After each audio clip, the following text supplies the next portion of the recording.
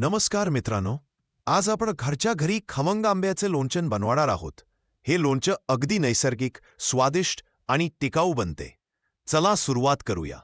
आपल्याला लागणार आहे 1 किलो कच्चे आंबे, 2 टेबलस्पून मीठ, 2 टेबलस्पून हळद, 4 टेबलस्पून मोहरी, 2 टेबलस्पून मोहरी, 1 टेबलस्पून जिरे, आधा टीस्पून हिंग, आधा कप तेल, आवडीनुसार सुकं मिरपूड. नंतर त्यांना छोटे चौकोनी तुकडे करा. तुकडे मोठे किंवा लहान हवे तसा करा, परंतु सुसंगत असावे. आता सर्व मसाले एका वाटीत नीट मिसळा. हळद, तिखट, मीठ, हिंग आणि सुकं मिरपूड. ही मिश्रण नंतर आंब्याच्या तुकड्यांवर नीट लावा. कढईत आधा कप तेल गरम करा.